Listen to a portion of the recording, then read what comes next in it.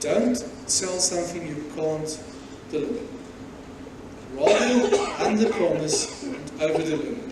If you say to the community it's going to take 2 weeks to install and it take 2 months, you're in trouble. Rather be upfront with the community and say you're going to have a situation where people are going to be in that area working. These are the people, communicate who's going to be the people working there, and say it's going to be 3 months, and then do it in 2.5, like we've done. Then the community comes back and say, "Hey guys, thank you, job well done." If you say 3 months, you take 4 months, you're dead in the water. And then you have a small issue like how long it takes to install the meters that actually have an impact in terms of the credibility with the users. So communication and raising of expectations, very important. Don't make promises you can't deliver.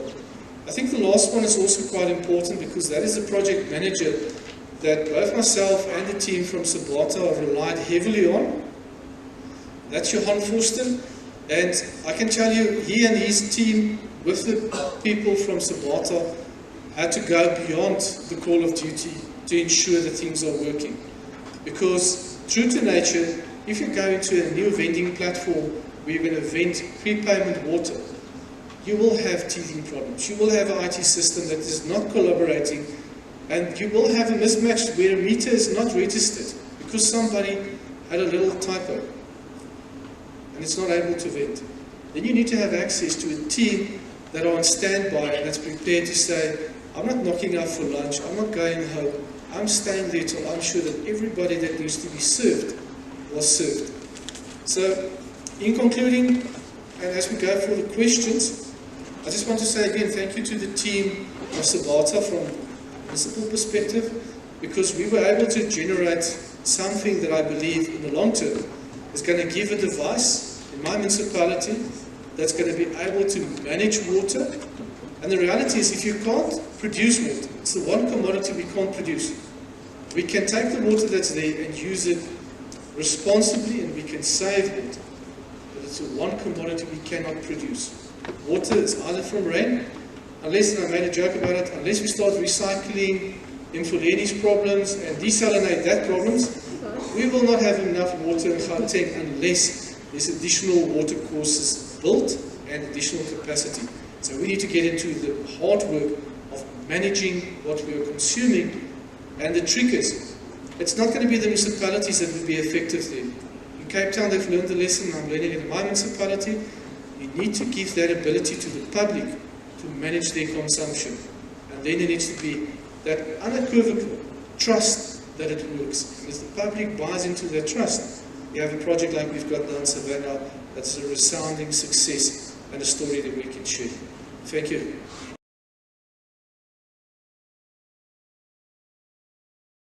We have a technology solution that has assisted Midvaal in achieving their ultimate goals. Very quickly, I want to go through the solution offerings from a prepaid solution, from holistically what are the challenges that a technology solution can address. One of the things is free basic water, and again, Albert mentioned that smart devices is a term that's broadly used, but what exactly does that mean for his customer? How did he utilize a smart device to ultimately get a solution that works for him? So free basic water is one of the aspects of our solution.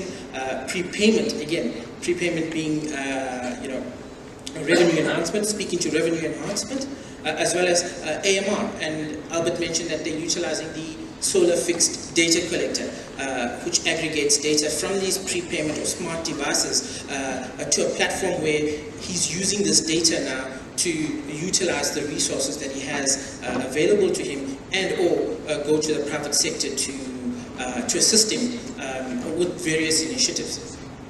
So again, AMR, and again, AMR is a big, I think, aspect of prepayment, because it speaks to the usage, it speaks to what actions you can base on having that information available.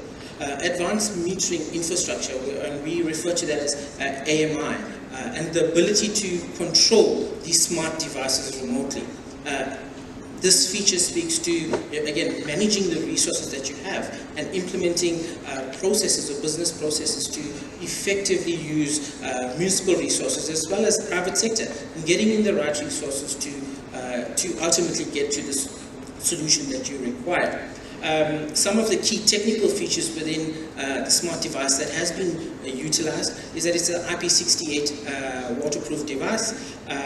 The frequency, it works on RF frequency, which is 433 megahertz, which is an ISM band, a free license band. And again, there's supporting add-ons to the smart device, which is mobile apps that increase the attractiveness of a solution to the end consumer. Albert mentioned that community engagement was very key for them for the implementation of the solution.